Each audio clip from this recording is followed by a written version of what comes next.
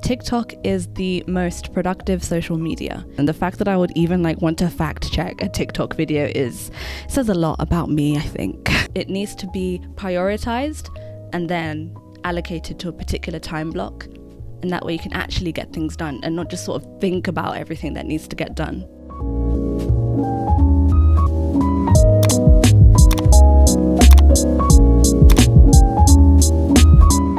Welcome back to the Curiosity Concept. If you are new here, hi, hello, welcome. My name is Anoshamisa, and on this channel, I share videos and vlogs about productivity, learning, and law school. Go ahead and subscribe if you're into that kind of content. And if you enjoy this video, make sure to like and comment and I'll reply. Today, we're reviewing TikTok productivity tips and hacks. So the other day, my sister said to me that TikTok is the most productive social media. She said that it inspires you to do new things and to learn new skills. And I just looked at her like, I don't have TikTok. I don't use it, never have. And aside from the dance trends and memes that make their way onto Instagram and D'Angelo Wallace's new commentary, I really don't know much about what's going on over on that side of the internet. So, of course, I was very skeptical of her statement that TikTok is the most productive social media, but I was intrigued. So I asked her to show me some examples of productivity on TikTok, and it brought up a whole ton, a lot, of videos that people had made sharing their productivity tips and hacks, as well as study content and routine content. I mean, even here on YouTube, you can find loads of compilations of productive morning routines and study routines. So, of course, with any popular topic online, there are going to be loads of people giving out lots of information, but not all of it is going to be useful. And productivity and study content is definitely not an exception. I've actually been part of the productivity world or community for coming up to 6 years now. I first got really interested in academic excellence and academic well-being and how to do things more effectively and efficiently in year 13, which was about 2015. And now it's 2021. I've graduated from law school twice and at the top of my class both times. In those 6 years, I've tried out a lot of productivity hacks, tips, tricks, advice, you name it. You name it! So I thought it'd be interesting to sit down and actually review some of these productivity tips, just to dig a little deeper behind their surface, because sure, it's entertaining in the moment to watch them and consume all of that content, but at the end of the day, it's really supposed to be helpful. So the question of the day is, to what extent are productivity tips and hacks helpful or effective? Okay, I'm kidding. Let's start. I'm watching them on my laptop because, again, I don't have TikTok. So here we go with the first one. How do I achieve max productivity? I lock my phone in a phone safe. You can't get in unless you break it. If you do that, you need psychiatric help. This is an easy way to boost your focus. Follow for more. Okay, yeah, that seems kind of extreme, but I completely understand where he's coming from. One of the things that really gets to me, or one of the things that really got to me at uni, was when people would complain about how addicted they are to their phone or how distracted they get by their phone, but then they wouldn't do anything about it. I would offer to hold their phone for them whilst they're studying, and they would just be like, oh, no, it's okay, as if that was the extreme choice. So yeah, locking your phone away in a box and sealing it seems a little bit extreme, but sometimes you've just got to do what you got to do. Sometimes it'd be like that, especially the way that notifications come through on your phone. Sometimes the temptation of your phone just being there, even if the notifications are off, is too much, and you really have to do something a little bit more extreme about it. And like this guy said, if you find yourself wanting to attack the box to get back into it, there might be a bit of a deeper issue than you just being distracted by your phone. Personally, I wouldn't need to lock my phone away. I just tend to put it in another room or leave it with a friend,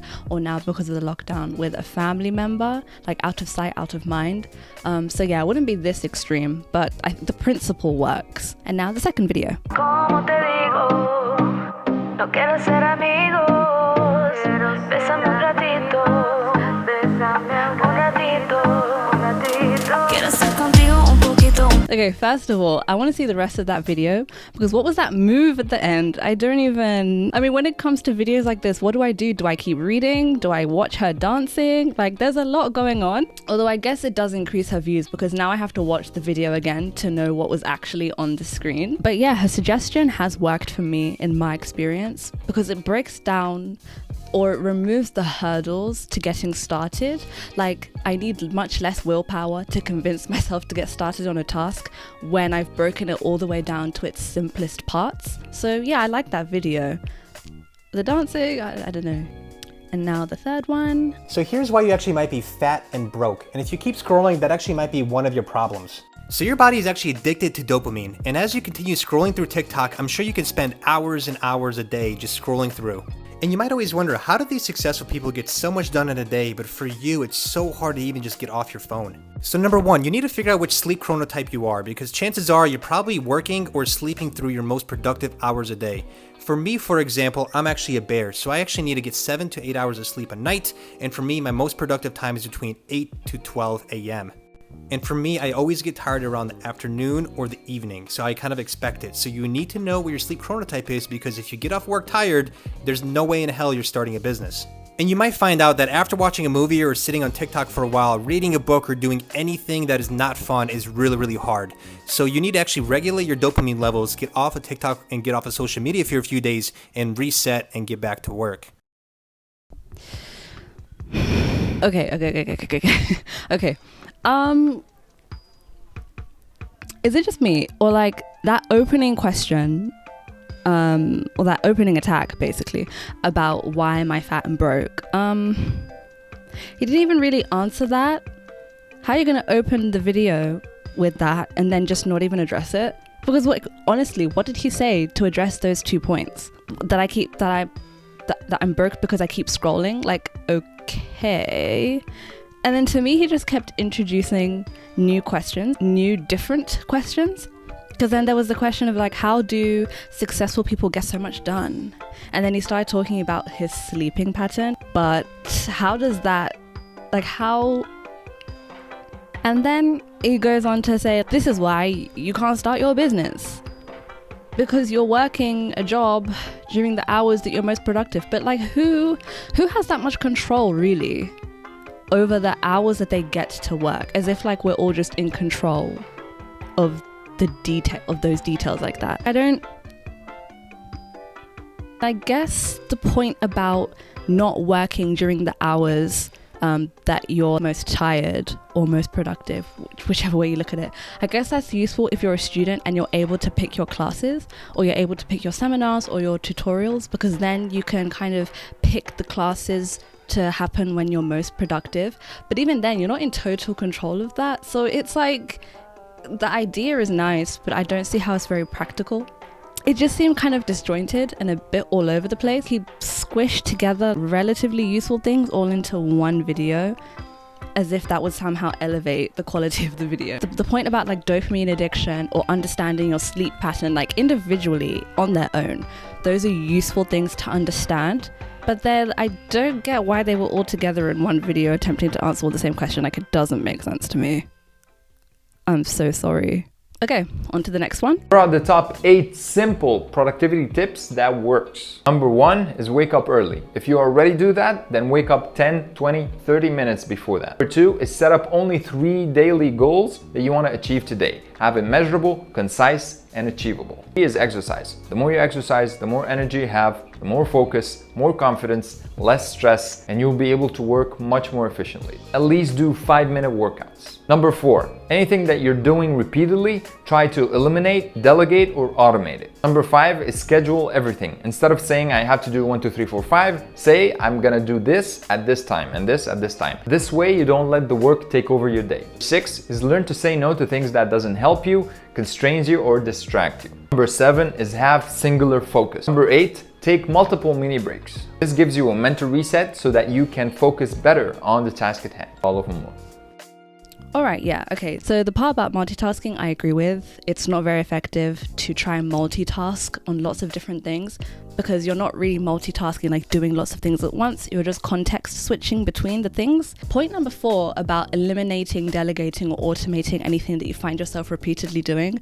I don't really, like, I get it in principle or in theory, but I don't really understand how that's helpful, because if you find yourself repeatedly doing something that you need to do and it's important for you to be the one to do it, I don't see how eliminating it would help, or delegating would help.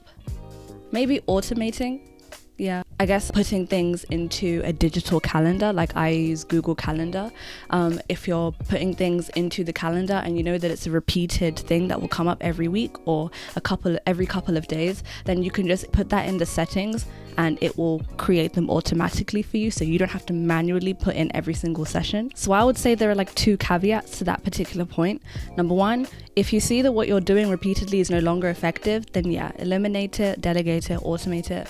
Or secondly, if you find that it's not important that you specifically are the person to complete that task or to do the thing, then again, yeah, eliminate, delegate, or automate. But I think the 5th point was really solid. That was about assigning a particular time to a task that you've got on your to-do list, because just having a to-do list doesn't prioritize anything for you, and it doesn't tell you when to do the things or when to have them completed by. It just leaves your day to be really open-ended. So yeah, assigning a particular time to achieve a particular thing is really effective. It keeps you a little bit more focused. And number 6, I've learned this the hard way. Just say no. Like, just say no. I actually think I learned this on YouTube. I can't remember who though. But don't say yes assuming that you in the future will be able to take on the task. Like, just assume that you now is who you will be in the future. And if you can't do it now, then you won't be able to do it then. Just say no. It's like a muscle that you just have to build up. Otherwise, you stop being productive, like actually getting things done, and you just end up being busy. So yeah, say no. And now, the next one.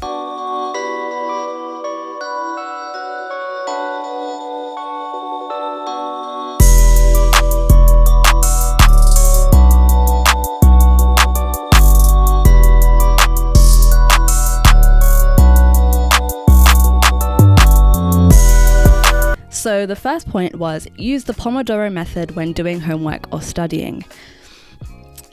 Okay, I think I agree with the Pomodoro technique to a certain point. I think at first it's useful for getting you into the flow of doing work, but after a while, I think the point is that you're supposed to progress so that you no longer just have to work for 25 minutes, but you're actually able to go beyond 25 minutes. So the focus that I see a lot on just the 25 minutes thing, it's like, yeah, it's fine. You have to start somewhere. But the point is that you're supposed to be able to train your focus to last longer. And I found that actually 25 minutes for me now, and then taking a 5-minute break every 25 minutes breaks the flow of my work. The breaks kind of just get in the way now. Not to say that I don't take them, I do, but I'm able to pay attention to things for much longer now. So then maybe actually, yeah, the Pomodoro technique helped me to be able to train that.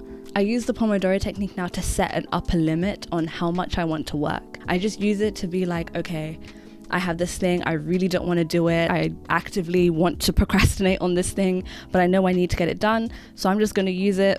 I'm just going to do this task for 25 minutes and that's it. So I have mixed feelings about the Pomodoro technique.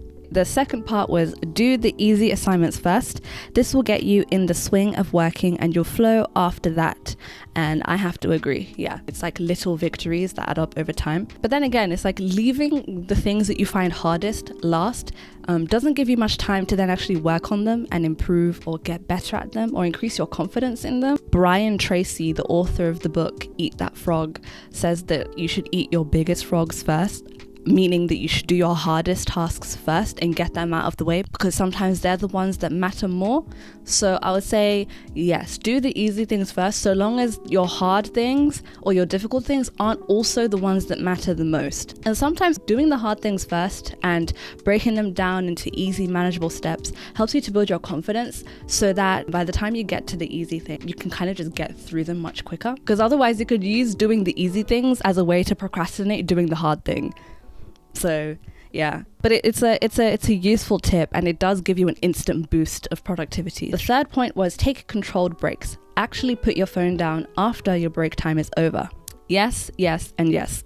If you're doing the Pomodoro technique and you take a 5-minute break after every 25 minutes, just don't even bother picking up your phone in that 5 minutes, because the 5 minutes will just be extended. You'll become distracted. It's much easier to return to your work after a controlled break if you don't pick up your phone or you don't go onto your favorite websites during that time. Take intentional and controlled breaks, because otherwise it's a trap. Her fourth point was don't have anything that isn't helping you complete your task around you or in your area.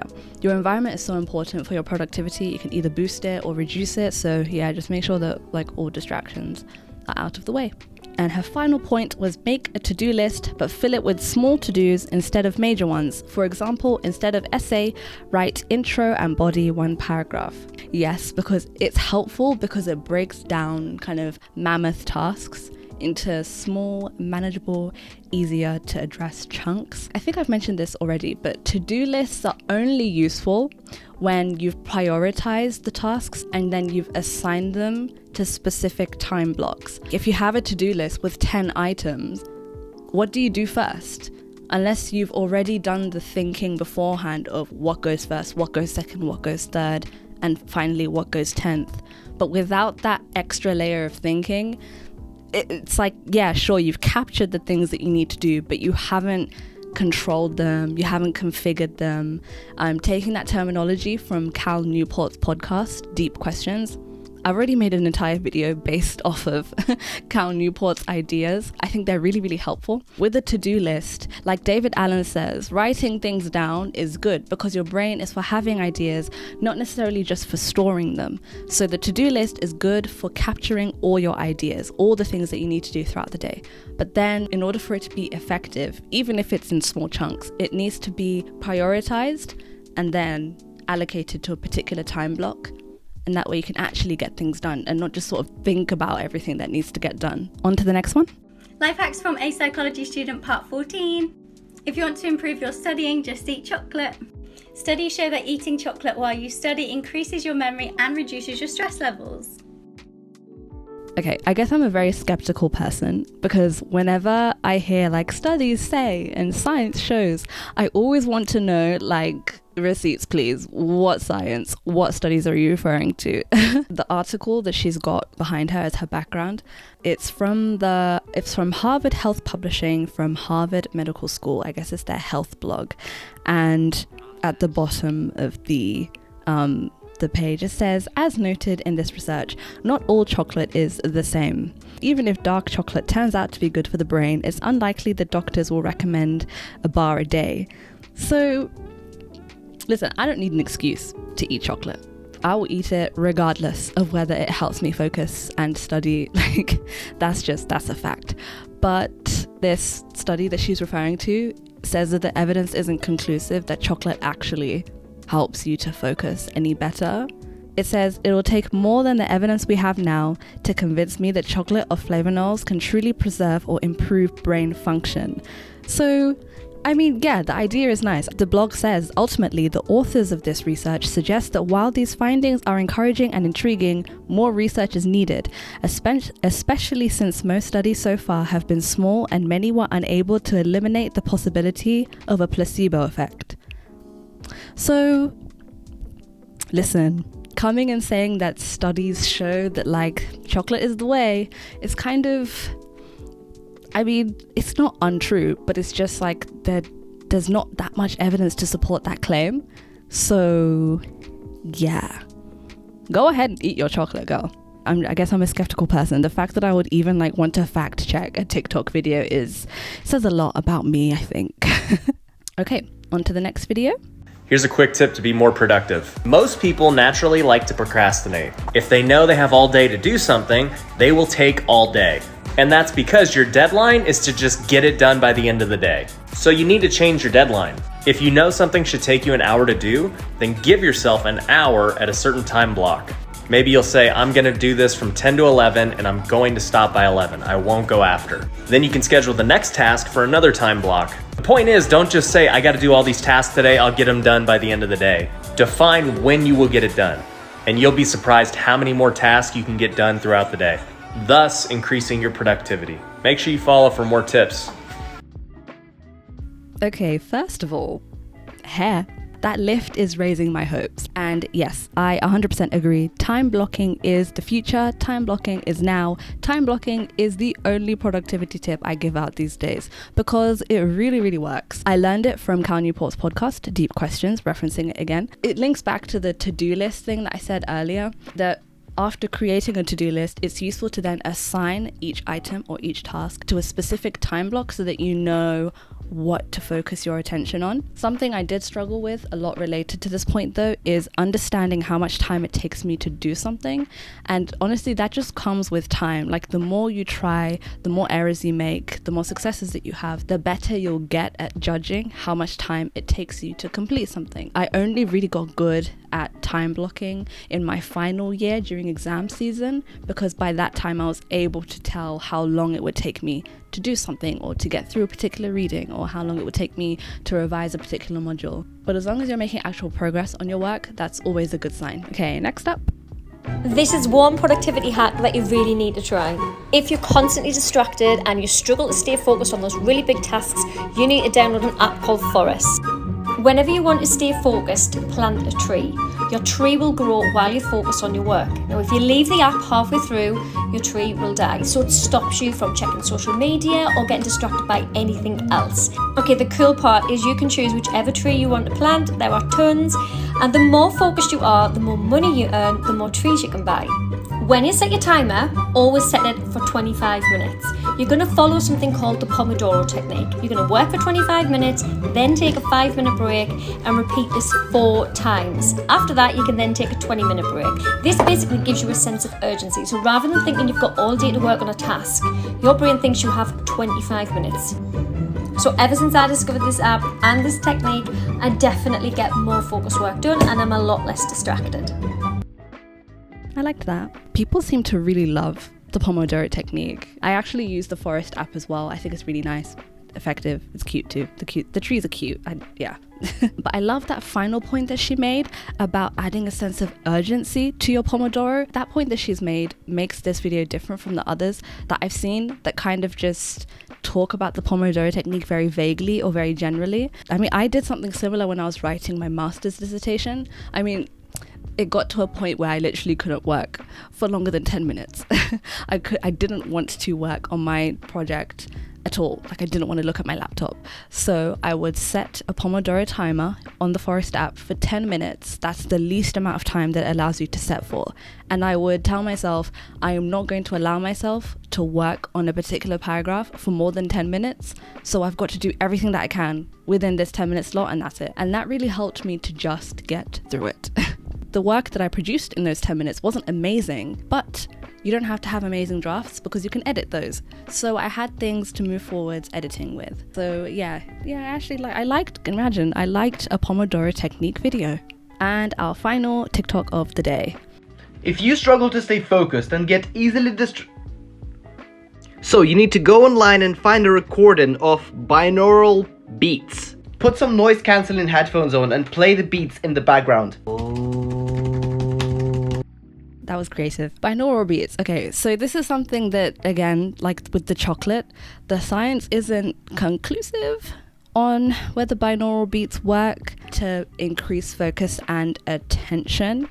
There was a particular paper I read. I'll link it in the description. I mean, if you're so inclined to read papers about binaural beats and productivity, but if you are interested, I'll leave it in the description. It said that there's not so much evidence that binaural beats themselves work to increase focus and attention. Like those parts of the brain aren't really stimulated like that. So I mean, yeah, if you want to, if you're in a noisy environment, having something to block out that noise to drive your attention on what you're working on would be helpful. So yeah, I would say I probably just don't know enough about binaural beats myself to be like, yeah, they work, but the idea of blocking out other noise is helpful. Okay, so those have been my thoughts on some videos taken from the hashtag productivity hacks tag on TikTok. I'd love to know what you think, so please leave a comment down below. I do have a side note though. I think activities like scrolling through TikTok for productivity tips fall into a category that I call pseudo productivity. After watching all of the videos and liking and commenting, you feel like you've accomplished something when in reality you've really done nothing. I could have spent the time that I was looking at TikToks on productivity actually just trying to be productive myself. It's kind of like how I'll search up how to stop procrastinating videos on YouTube because I know that I'm actively procrastinating something. Pseudo productivity feels useful, but it's not as useful as just doing the thing. So yeah, thank you for enduring my random side note. I mean, it was related to the topic, but also it was just very random. If you reached this part of the video, thank you so much for watching. I hope you did enjoy this video. I guess you can leave like a yellow emoji with your comment down below so that I know that you've actually watched the whole of the video and so that I can appreciate you with a reply. Don't forget to like and subscribe, and I will see you in the next video.